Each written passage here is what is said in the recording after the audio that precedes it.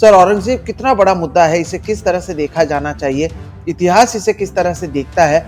और महाराष्ट्र में अब छावा फ़िल्म आने के बाद ऐसा लगता है कि इस मुद्दे को एक बार फिर से पुश मिल चुका है और ये अब जैसा कि मैंने कहा एक नया बाबरी मुद्दा कम से कम इन तमाम नेताओं के लिए बन चुका है।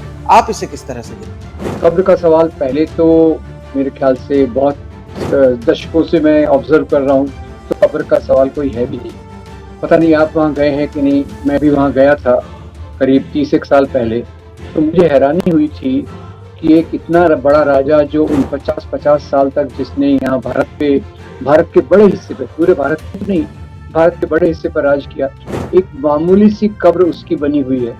और उसके बारे में भी मैंने स्टडी किया तो उसने अपनी विल में लिखा था मेरी कब्र यहीं बनाई जाए, पर सादी बनाई जाए, और मेरी कब्र जो बनाई जाए वो ये जो सूफी संत जैनुद्दीन शाह के परिसर में बनाई जाए, क्योंकि औरंगजेब आखिरी दिनों में थोड़ा मेल जोल की सभ्यता संस्कृति की बात कर रहा था, और इसके हिसाब से उसने और ये भी कहा कि कब्र पर वही खर्चा हो जो मैंने अपनी टोपियां सिलने से और कुरान के लिखने से जमा किया है। ये ख्याल कीजिए सोहित कि वो इतना सादगी से उसने अपनी कब्र को बनवाया। अब सवाल है कि जैसे आप बिल्कुल सही कह रहे हैं कि बाबरी मस्जिद जैसा कोई मुद्दा मिल जाए तो उनको ये उसकी तलाश रहती है। अब जैसे छावा फिल्म आई, औरंगजेब को एकदम क्रूर बताया गया।